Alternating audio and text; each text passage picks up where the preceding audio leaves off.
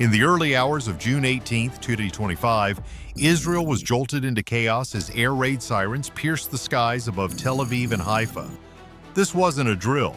What unfolded was a massive coordinated strike involving ballistic missiles and explosive-laden drones, marking what Iranian sources later described as the 11th wave of attacks in an escalating campaign.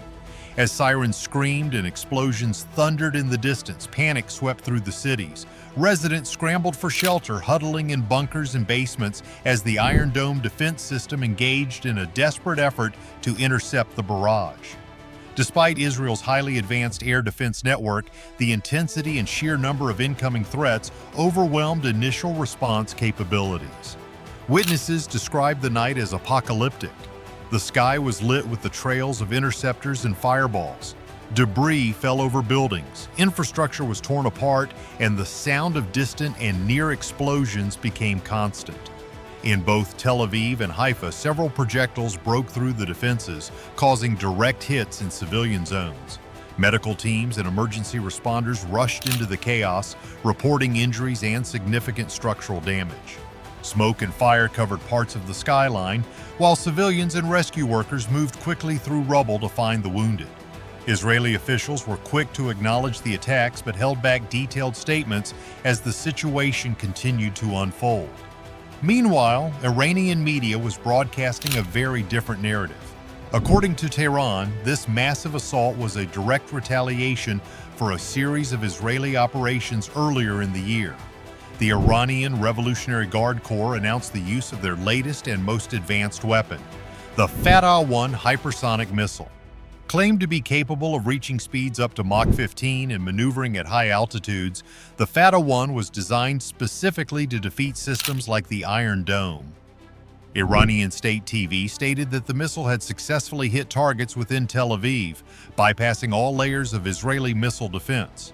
Though Israel has yet to officially confirm such a strike, satellite imagery, citizen reports, and international media coverage indicate severe impacts in certain areas. Witnesses spoke of explosions far louder and more powerful than previous rocket attacks. One Tel Aviv resident, still shaken, described the event as a quake in the air, recounting how entire apartment blocks trembled from the blasts. These events have plunged the region into an even deeper crisis. Israeli emergency response teams worked through the night, tending to the injured and extinguishing fires in multiple districts. Several hospitals activated emergency protocols as casualties poured in.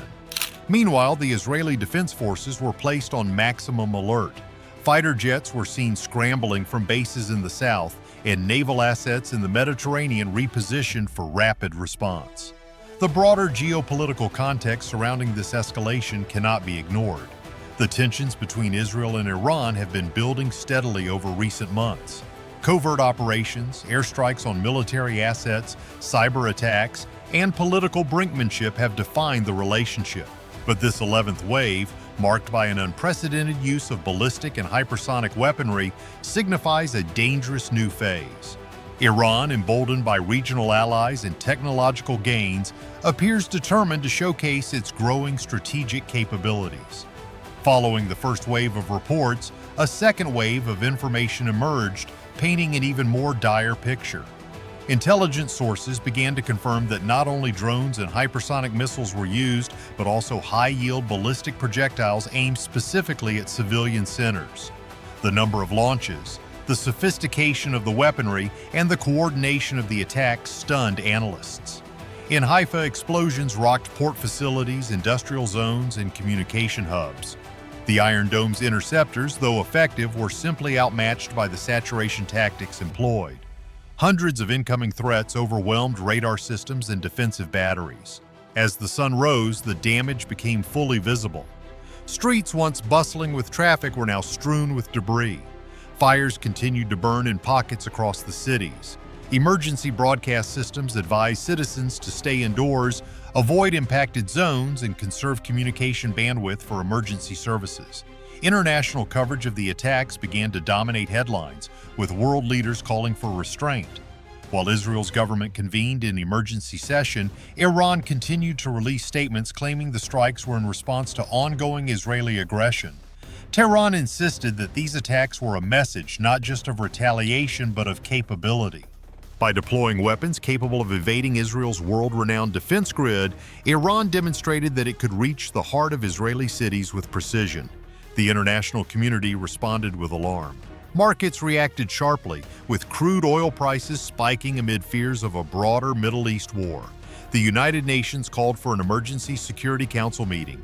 Nations with vested interests in the region, including the United States, Russia, and China, issued carefully worded statements urging de-escalation, though behind closed doors, many began preparing contingency plans. Israeli military analysts reviewing the strike data noted a significant advancement in Iranian targeting. The Fatah-1's debut on the battlefield could mark a turning point in missile warfare, especially if the missile did in fact evade Israel's multiple-tier defense system. That would imply a vulnerability previously unthinkable. Yet even amidst destruction and uncertainty, Israel's military posture remained firm. Retaliatory options were discussed, with strike packages being reviewed. Jets loaded with precision-guided munitions were seen lined up on runways. Submarines equipped with long-range missiles began quiet movements toward deeper waters. The question was no longer if Israel would respond, but when and how severe the response would be. As of now, no official casualty count has been released. Emergency services continue their efforts, and rebuilding will begin soon. But the psychological impact of this attack, the fear etched into the faces of civilians, and the challenge to Israel's defensive reputation will linger far longer. The attack marks a new and dangerous chapter in the Iran-Israel conflict, a chapter written not in diplomacy but in the fire and thunder of modern warfare. And that's the reality behind the headlines, a battlefield shaped by missiles, misinformation, and high-tech warfare. But this is just the beginning. In our next video, we dive deep into the future of next-gen military tech. AI-powered drones, autonomous defense grids, and hypersonic strike systems that could change warfare forever. If you want to stay ahead of the curve and understand the tech shaping tomorrow's conflicts, make sure to like, subscribe, and turn on notifications. This is Next Gen Tech, where power meets precision. See you in the next mission.